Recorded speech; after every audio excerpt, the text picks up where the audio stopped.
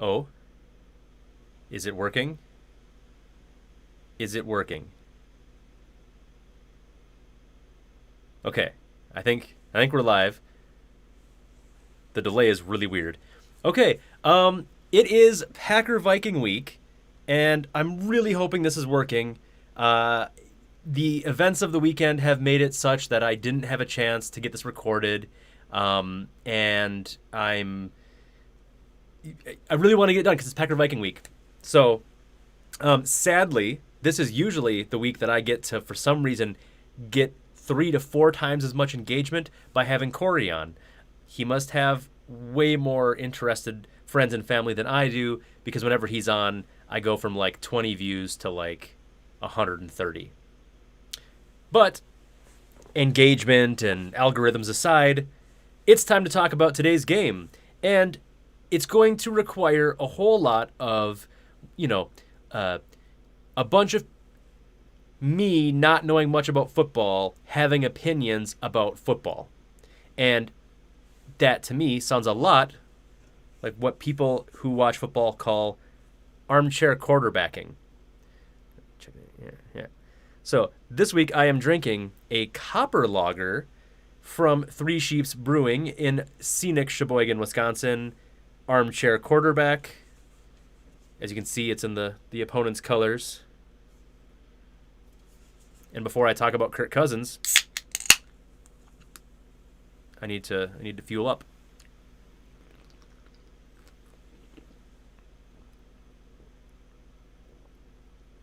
I'll be honest, I don't think I've ever had a copper lager by name, but it tastes like a really a very flavorful lager, not like on par with the richness of a stout or something like that. But I'm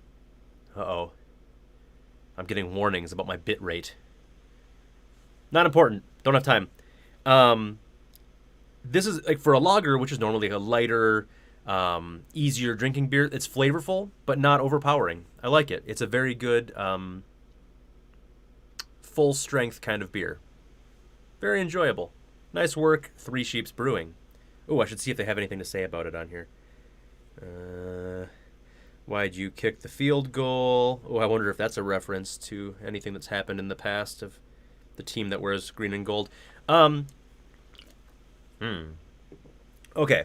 Today's game, I'm not going to go super in depth because, frankly, what is the point in trying to discuss what the Vikings are going to do when they do banana stuff all the time?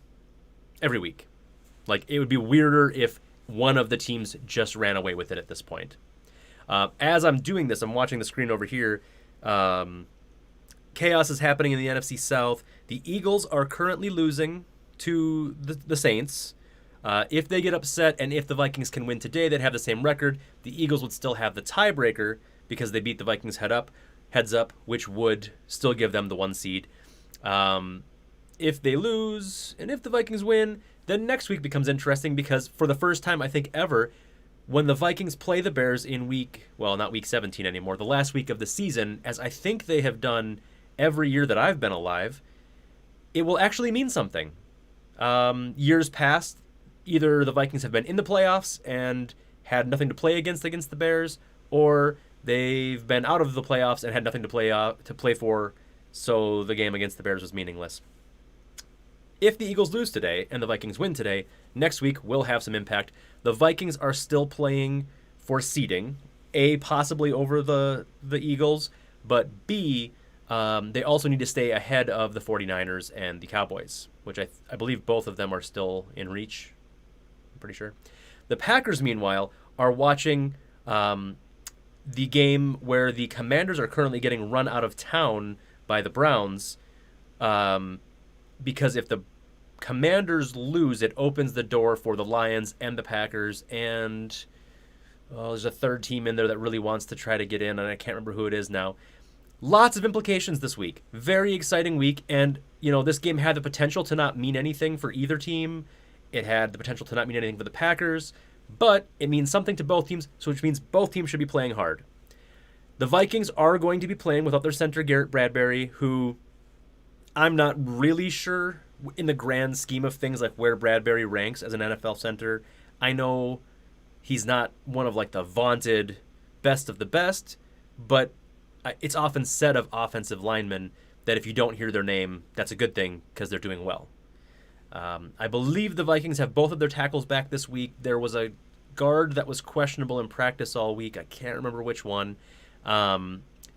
It's important that the Vikings have their offensive line rolling because the Packers can be beat on the ground. They have been beat on the ground, and they really, I think, will need that. I think they need to get Dalvin Cook rolling because I'm not sure the passing game is going to be there for them the whole game.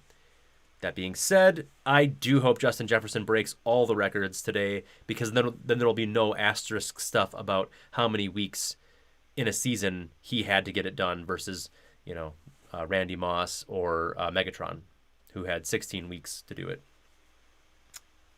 Okay. There was one other. Oh, this is more for the people who really get into football, specifically the Vikings and the Packers. There's been a lot of online heat going around with a certain Packers writer, beat writer, or online reporter guy. I'm not sure which, if he's officially affiliated or not, breaking down all these stats, trying to prove that the Vikings are frauds, as has been the story of our season. And when I say our season, I mean the Vikings season, even though I'm not, actually. Anyway, we know it has taken a lot of, things going the right way, breaking the right way. It is said that the man who worries suffers things twice because he suffers them when they actually happen, and he suffers them in anticipation of them happening. And yeah, that's where I'm at. The Vikings losing today wouldn't surprise me, and I wouldn't be devastated by it. I kind of know they're right on that cusp of beating good teams versus. I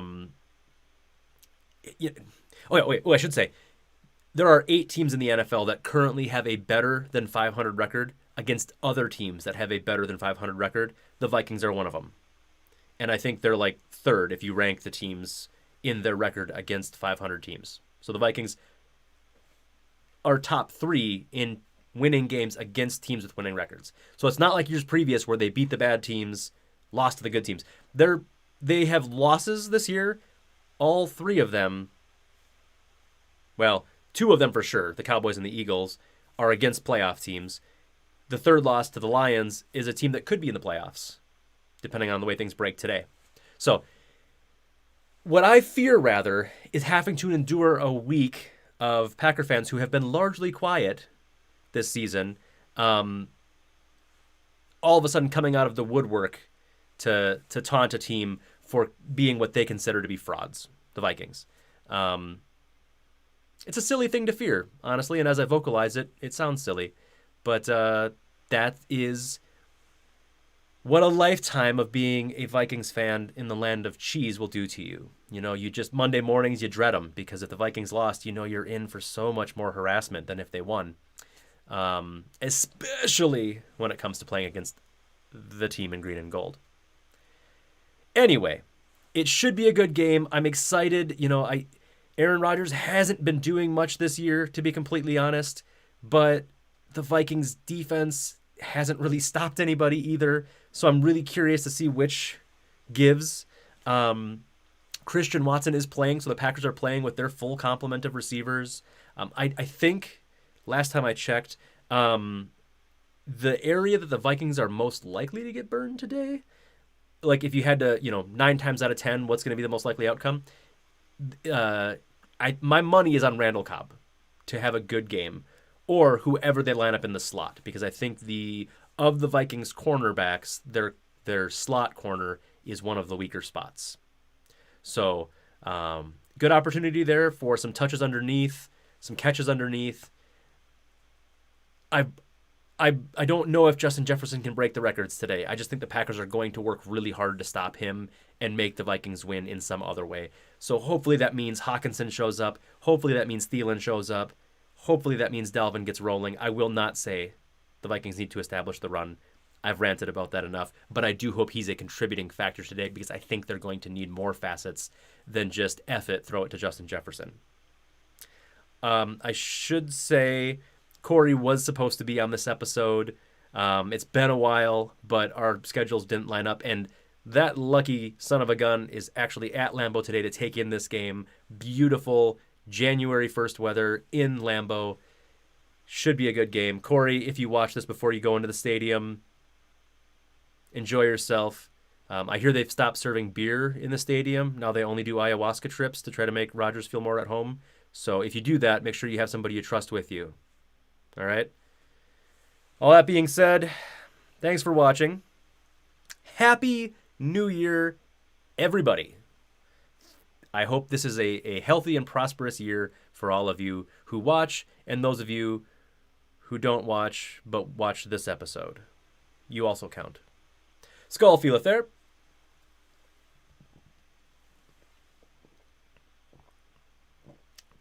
That's pretty good. And go Vikings.